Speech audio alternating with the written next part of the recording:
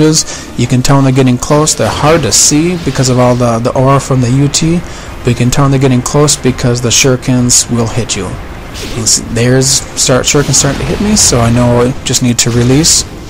The other strategies for this fight, you can run up to the very top and use Void Nimpo, because a Void Nimpo can shoot down easier than it shoots up. You just take out a lot of them all at once. Personally, I like the Wind Nimpo better, but you can still use the Void. There's another one coming, even though I couldn't see it. I saw myself get tagged with a regular shuriken. And the last fight up here is a whole bunch of gray ninjas that don't spawn until you get up to the top. So what I'm going to do is I'm going to get them to spawn, and I'm going to run back down here and do some more bowling. And it's also, you notice as they stop spawning in hordes of them, you also notice that the game starts speeding up. But jumping around, tossing shurikens, and doing onlining when it slows down is a little bit frustrating. I can see why it'd be annoying to people. Personally, I just think it's cool to see this in slow motion. I think this fight is designed to do chaining UTs. I think it's designed like this on purpose. There's no way the developers could have missed this spawn of slowdown, so I have to think that they designed it slow just for a cool effect. So, okay, we got that wave gone. Run up, we'll get the next wave to spawn, and then we'll start doing more scythe UTs and do more bowling. After this fight, you do have the opportunity to save. Oh, God, I was trying to do counterattacks and missing every single one. That's great. Okay, yep, I had enough time to do a scythe UT instead of an ET. That's good. Just sit right here and keep on doing it over and over again. Kind of running out of things to say for this because, you know, this is pretty darn easy. The trick is getting it started, or if you mess up, the trick is restarting it. And to me, that's where the Windblade Nimpo comes in very, very, very helpful. And that's why it's nice to know that there's a chest up there that will give you red essence, and it's only going to give you red essence, but it gives you only 3 red essences, or give you 6, but for some reason 6 red essence only fills up 3 of your key meter, and I don't understand that at all, but that's what happens. Okay, looks like we're done. Killed, I don't know how many, looks like there's probably 100 of them. I'm going to show you a fun way to take care of that huge Van Gelf melee coming up. It's really easy to do. You don't take too much damage. Just making sure there's no more ghost fish. You don't take too much damage, but it's fun to do. I love doing it this way. There's other ways of doing it, but this is my new favorite. It was shown by a few other people in other videos and different from my normal strategy, so I'm going to adopt their strategy and show it to you. Okay, now that we've saved, let's stop at Muramasa, and, well, no, I don't need to top off anything at Muramasa, so open the door and start jumping, and when I jump, I hit A in mid-air as many times as I can. That increases the chance I'm going to wind path off of enemies' heads, and I just barely took any damage. Get down here as quick as possible, go right to your right, don't get hit by this guy here, never mind. Jump up on the wall and land. Right up here, just start charging scythe UTs over and over again.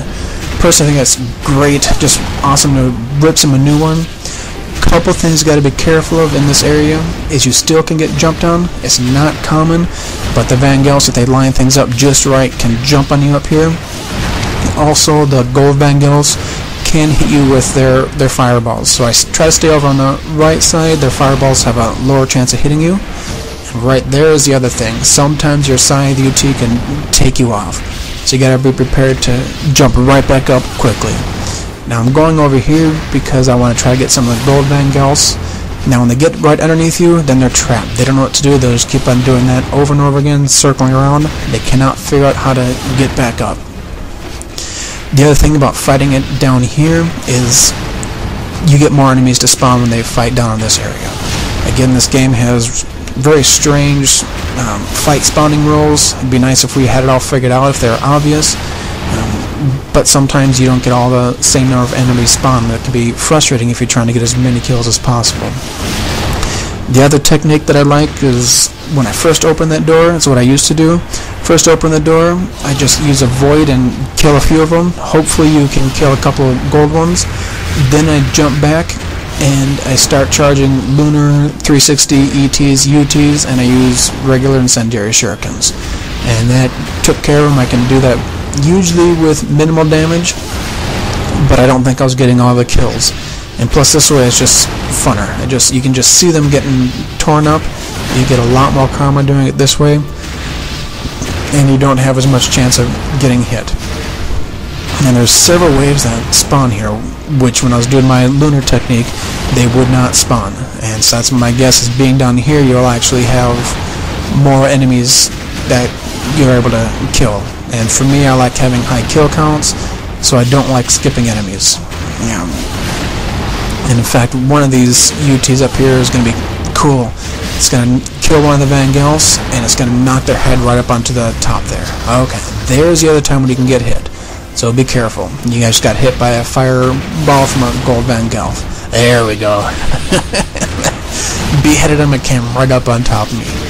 I mean, if you don't see how much fun this is, trust me, when you're doing this, it's just very, very visceral. You're just ripping through them, barely taking any damage. Now, if you do take damage, no big deal. The other chest that's down there is a grain dynamic chest. And so if you're maxed out in health and maxed out in grains, you'll get 7,000 essence. If you're maxed out in grains but need health, you'll be able to completely refill your health. So I'm maxed out in grains. Looks like I'm needing health, so I'm going to be able to refill my health with that chest. So let's open it up. Here's your red essence. There's 6 orbs, but it only fills 3 of your key slots. Here's the other chest. You either get a grain, yellow essence, or blue essence as needed. And there I got my blue essence, so now I'm maxed out in Nimpo, maxed out in health. Let's go save and let's get ready for Elizabeth. Okay, I'm thinking about stopping at Muramasa. I used 1 incendiary shuriken, so I might as well repeat that. I like to have everything maxed out for Chapter 11. So I've got my claws, I've got the Phoenix Nimpo equipped, and I'm going to talk more about that a little bit later. And I know what you guys are thinking, oh my god, is he going to show that cutscene? Is he going to show the cutscene? Well, let me tell you something. 2 things. First, perverts. Second is, hell yes. Here it goes, I'm going to shut up so you can enjoy it.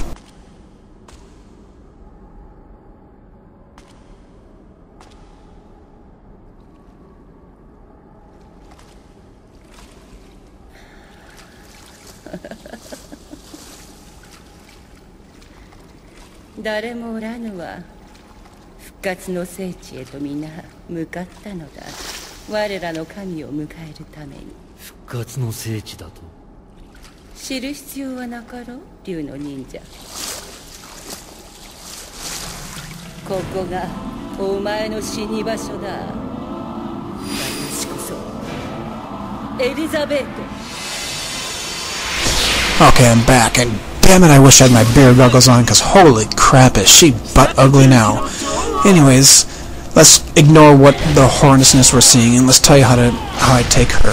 What I do is I just do claw flying swallows. If you get her just right, you'll be able to stun her over and over again. In a lot of cases, you'll be able to do 5, 6, 7 flying swallows in a row. Watch out for her flying swallow. She leaps at you. Either hold block or dash out of the way. If you hold block, you only take a little bit of damage. You can dash out of the way too. Now, if you can knock her down with perfect timing when she does this blood attack, you'll actually get her stunned, and you can keep her stunned on the ground if you're quick. The other thing I do with my claw flying swallow is I dash away from her, and then I jump towards her. That way if she tries to attack, I'm not jumping into the attack. Okay. Another thing, you can see I have my Phoenix Nimpo equipped here. The Phoenix Nimpo can be very helpful on her, because it'll keep her stunned longer. Now here we go, now I've got it perfect. If you dash jump, now I missed right there. The trick is to dash jump at the exact time that your recovery frame from flying swallow is over. If you miss it by even a split second, you're going to lose your stun ability. Now that I've got her low in health, she's going to get me low in health, and it's going to be a race to the finish. I like to do her with no items, so I'm completely maxed out for the first gauntlet in Chapter 11. Okay, now that we've almost got her dead, here we go. She's going to hit me for a few. For some reason, I think she gets a lot more difficult when she gets towards being dead. And there we go. She keeps on nailing me, and my flying swallows miss. There was a block flying swallow. Okay, we got her. I'd like to thank you for watching, and we'll see you in Chapter 11.